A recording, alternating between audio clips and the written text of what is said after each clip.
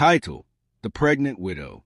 In the Bunyu, where the ochre soil bakes under the sun and the wind carries whispers from yam farms, lived Mongahul, a young widow no older than 23.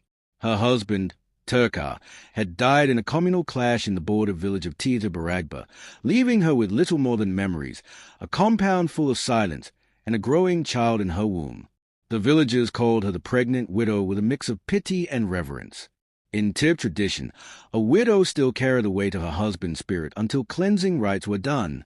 But Mongahul refused a mourning cloth, and worse, she refused to marry Turkar's brother, Aondofu, as was custom.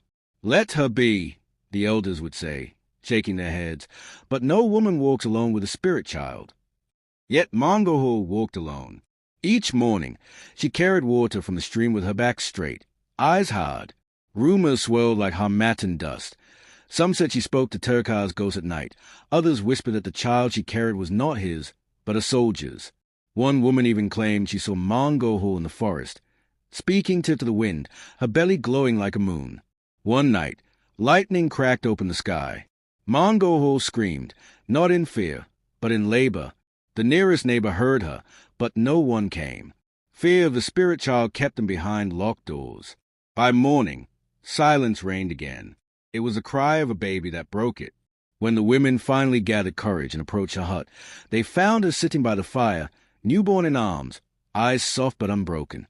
There was no midwife, no blood on the floor, only ashes and herbs and the scent of peace. The old seer, Ovania, stepped forward. She stared into the child's eyes, then into Mongahul's. "This child carries no curse," she announced. "Only fire. He will return what death tried to take." From that day, the village watched her not with pity, but awe. She named the child Nguta, meaning gift. And truly, he was. Mongahul taught him to speak with strength, to walk like his father, and to challenge silence with song. By age 10, he recited tip tales in markets, his voice drawing even stern warriors to listen. They said he carried the soul of his father and the fire of his mother. And Mongahul, she never remarried. She wore her widowhood like a crown. In a land where tradition bound women like goats at market, she carved her own path, with blood, love, and fierce grace. They still call her the pregnant widow in the stories, but now it's a title of honor, a woman who birthed not just a child, but a legacy.